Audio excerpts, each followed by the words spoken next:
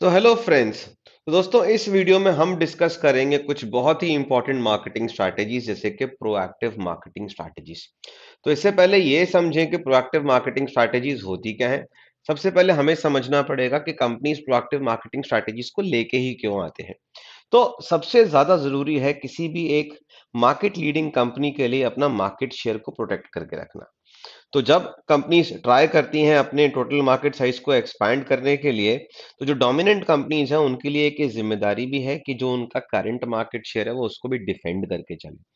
जैसे कि अगर हम बात करें तो कोक अगेंस्ट पेप्सी, दोनों ही मार्केट लीडर्स हैं, तो कौन ऊपर रहेगा, हमें डिफेंड करके चलना। अगर हमसे एक भी चूक हुई तो कंपटीटर हमारे पर हावी हो जाएगा। नाइके और रीबॉक के बीच में हमेशा कंपटीशन चलता रहता है। उसी तरह से इंडिया में सुजुकी और hyundai के बीच में भी बहुत तगड़ा कंपटीशन है। तो सुजुकी के लिए इम्पेरेटिव है कि वो अपना गेम एक कदम आगे रखे hyundai से, जिसके चलते वो अपने मार्केट शेयर को प्रोटेक्ट कर सके। तो मार्केट लीडर्स जो इस काम को कर सकते हैं, सबसे बेहतरीन तरीके से काम कर सकते हैं अगर वो कंटिन्यूअसली इनोवेट करते रहें, यानी कि कुछ ना कुछ नया, कुछ ना कुछ इनोवेटिव लेके आते रहें। इसको करने के लिए इंडस्ट्री लीडर को क्या करना चाहिए, उनके पास तीन मेजर ऑप्शंस हैं। पहला ऑप्शन है कि वो डेवलप करें नए प्रोडक्ट्स और कस्टमर सर्विसेज। दूसरा ऑप्शन है कि वो डिस्ट्रीब्यूशन के इफेक्टिवनेस पे ध्यान दें। और तीसरा ऑप्शन है कि वो कॉस्ट कटिंग करें। तो अगर इन तीन तरीके से वो कुछ ना कुछ इनोवेट करके लेके आ रहे हैं, तो हाँ, वो किसी ना किसी तरीके से अपना मार्केट शेयर को रिटेन कर सकते हैं, प्रोटेक्ट कर सकते हैं। अब comprehensive solutions increase their competitive strength and value to the customers. तो इस तरीके के जब वो सॉल्यूशंस लेके आते हैं तो अपनी कॉम्पिटिटिव स्ट्रेंथ और कंज्यूमर्स के दिमाग में अपनी वैल्यू को भी वो मेंटेन करके चल सकते हैं। अब आते हैं हम यहाँ पर कि किस तरीके से ये काम और बेहतर किया जा सकता है। तो अगर किसी कंपनी या किसी मार्केट लीडर को अपना मार्केट शेयर को प्रोटेक्ट करना है कॉम्पिटिटर से, जो भी उसका क्लोजेस्ट कॉम्पिटिटर होगा, उसके लिए इनको फॉलो करने पड़ेंगे प्रोएक्टिव मार्केटिंग स्ट्रैटेजीज। अब ये प्रोएक्टिव मार्केटिंग क्या है, पहले ये समझ लेते हैं। So many companies assume that they just need to adapt to consumer needs. तो काफी कंपनी इस गलत फहमी में होती हैं कि जैसे जैसे कंज्यूमर की नीड्स में बदलाव आएगा वैसे वैसे हम भी प्रोडक्ट्स में बदलाव करते चले जाएंगे। तो they are reactive mostly because they are overly faithful towards the customer orientation in the market presently served by them. तो उनको लगता है कि हम तो ऑलरेडी मार्केट लीडर हैं, थोड़ा बहुत जो कस्टमर के नीड्स में चेंजेस आएगा उसके हिसाब से उनको हम अपना प्रोडक्ट में चेंजेस कर लेंगे, क्योंकि कस्टमर्स हमारी तरफ फेथफुल हैं, कस्टमर्स हमसे सेटिस्फाइड है, तो कहीं नहीं जाएंगे। लेकिन ये सोच बड़ी गलत है। क्यों? क्योंकि कस्टमर्स का प्रेफरेंस और कस्टमर्स का चॉइस कभी भी बदल सकता है। इसके अलावा कोई दूसरी कॉम्पिटिटर जो है आपसे एक कदम आगे निकल सकती है और आपको आप ही के गेम में मात दे सकती है। तो इसीलिए सक्सेसफुल कंपनीज के लिए बहुत ही ज्यादा इंपॉर्टेंट है कि वो प्रोएक्टिवली शेप करें मार्केट को, so that their own to their own interest हो, यानी कि अपने बेनिफिट के लिए प्रोएक्टिव हो जाए। देखिए, इससे पहले कि कोई और आके कुछ नया लेके आए, वो प्रोएक्टिवली खुद से ही ये काम करे। तो प्रोएक्टिव कंपनीज को क्या करना है, they should create new offers to serve unmet and may be even unknown consumer needs. Unmet का मतलब है कि कंज्यूमर की नीड तो है लेकिन अभी उसको मीट कोई नहीं कर पा रहा। दूसरा, ऐसी नीड्स जो कंज्यूमर्स को खुद ही नहीं पता कि ये नीड हमारे लिए है। किसको पता था कि सेल्फी स्टिक इतना फेमस हो जाएगा? किसको पता था कि सेल्फी कैमरा, फोन के आगे कैमरा लगा दीजिए, लोग उसके पीछे जो है दौड़ पड़ेंगे।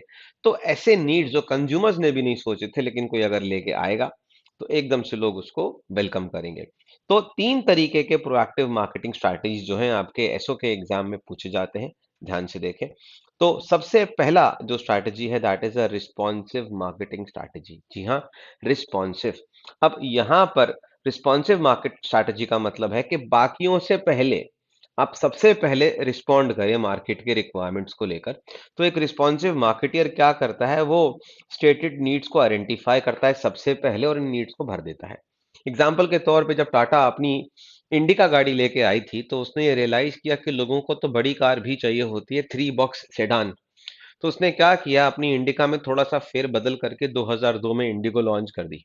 और इसको देखा देखी आपने, फिर तो आप देखते ही हैं कि मारुति सुजुकी ने स्विफ्ट बना दी, hyundai ने नई एक्सेंट बना दी और अब जितने भी कार मैन्युफैक्चरर्स हैं तो वो जैसे कि फोक्सवैगन अपनी पोलो से वेंटो बना देता है, तो बाकियों ने भी सूट फॉलो करा। बट इनिशियली जो है मेजर तौर पे टाटा ने ये दिमाग लगाया कि इंडिका तो छोटी सी कार है, क्यों ना इसी कार के हल्के से डिजाइन में चेंज कर दिया जाए, क्योंकि लोग ऑलरेडी मांग रहे थे एक बड़ी कार उस प्राइस बैंड में थोड़े से ही एडिशनल प्रीमियम के साथ, तो इंडिगो आया। दूसरा जो स्ट्रैटेजी है दैट इज एंटीसिपेटिव मार्केटिंग। यहाँ पे जो स्ट्रेस करने लायक वर्ड है दैट इज एंटीसिपेशन, यानी कि लोगों के कहने से पहले ही हम भांप लें कि हाँ फ्यूचर में इस तरीके के प्रोडक्ट की या इस तरीके के फीचर की जरूरत पड़ेगी, और उसके हिसाब से हम अपने प्रोडक्ट में अपने इनोवेशन में चेंजेस लेके आए। तो एक एंटीसिपेटिव मार्केटर क्या करता है, he looks ahead to the needs of consumers customers may have in the near future. तो उस तरीके की नीड्स को देखने की कोशिश करता है जो अभी तो कस्टमर्स के दिमाग में नहीं है, बट फ्यूचर में हो सकती है। तो जब बजाज का कोलैबोरेशन चल रहा था कावासाकी के संग, उसी समय बजाज ने ना 2001 में अपनी एक cruiser bike Bajaj eliminator launch कर दी। सबसे पहले इनिशियल क्रूजर बाइक प्रोडक्ट्स में एलिमिनेटर आई, उसके बाद यामाहा की एंटाइसर आई, उसके बाद रॉयल एनफील्ड आई, उसके बाद तो आप जानते ही हैं क्या हुआ, इतने सारे क्रूजर बाइक्स इंडिया में आ गए। इनफैक्ट अगर एलिमिनेटर को सक्सेस नहीं मिलता तो शायद इंडिया में हार्ले डेविडसन कभी अपना रास्ता बना ही नहीं पाता, है ना? तो बजाज ने एंटिसिपेट किया कि भाई हाँ, हमारा मार्केट जो है अब धीरे धीरे मच्योर हो रहा है, लोगों को केवल कंप्यूटर बाइक से भी आगे जाना है। 100 सवा 100 सीसी के बाइक के अलावा लोगों को चाहिए कि भाई तसल्ली से बैठ के गाड़ी चलाने वाला पॉस्चर, तो वो पहले ही लेके आ गए। लोगों ने उस समय डिमांड नहीं किया था, बट एंटिसिपेट कर लिया था बजाज ने। तीसरा जो स्ट्रैटेजी है वो है क्रिएटिव मार्केटिंग स्ट्रैटेजी, जहां पर मार्केटियर्स को थोड़ा ज्यादा क्रिएटिव होना पड़ता है। तो यहाँ पर क्रिएटिव मार्केटर क्या करता है, वो डिस्कवर करता है ऐसे सॉल्यूशंस जो कस्टमर्स ने ना तो मांगे, but for which they enthusiastically despond. वो मांग नहीं रहे थे, ना ही उनके आगे फ्यूचर में उसके मांगने की उम्मीद थी, लेकिन हाँ जब वो प्रोडक्ट आया तो कस्टमर्स ने उसको हाथों हाथ ले लिया और एक्सेप्ट कर लिया। तो क्रिएटिव मार्केटर्स क्या होते हैं, ये बहुत ही प्रोएक्टिव होते हैं मार्केट ड्राइविंग फर्म्स में, यानी कि ऐसे मार्केट ड्रिवन फर्म्स जो जो फर्म्स मार्केट को ही ड्राइव करते हैं। एक ऐसा वॉइड, एक ऐसा गैप फिल कर देते हैं नए प्रोडक्ट से जहां पर कोई था ही नहीं, कंज्यूमर्स ने भी नहीं सोचा कि ऐसा प्रोडक्ट आ सकता है, और वो प्रोडक्ट आगे जाके एक मेजर मार्केट ड्राइवर बन जाता है, यानी कि मार्केट को ड्राइव करता है। So not just market driven ones, तो यानी कि अकेला मार्केट ड्रिवन से मतलब नहीं है, ये वो प्रोडक्ट्स हैं जो बेसिकली मार्केट को ड्राइव करते हैं। फॉर एग्जांपल सोनी जापान ने क्या किया था, एक बहुत ही नया तरीके का गैजेट लेके आए थे, सोनी का वॉकमैन। उससे पहले तो बॉक्सेस होते थे, लोग अपने कंधे पे पूरा का पूरा स्टीरियो सिस्टम लेके चलते थे। सोनी ने एक छोटा सा कैसेट प्लेयर इनोवेट किया, जिसको हम यहाँ पर, आप लोगों को तो शायद पता नहीं होगा, बट अब जब हम स्कूल में थे तो बड़ी ही इन थिंग थी, हम अपने बेल्ट पर उसको लगाते थे।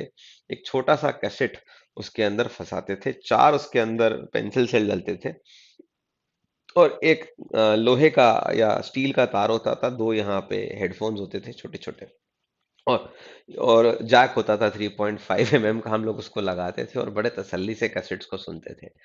तो उस इनोवेशन ने जो है सब कुछ हिला दिया। लोगों ने इनिशियली बोला कि प्रोडक्ट नहीं चलेगा, अजीबो-गरीब है, बट जब वो आया मार्केट में तो तहलका मच गया।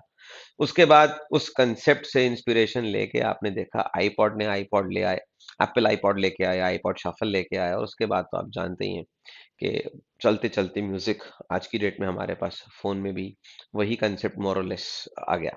तो इस तरीके के कांसेप्ट को हम बोलते हैं क्रिएटिव मार्केटिंग स्ट्रैटेजी।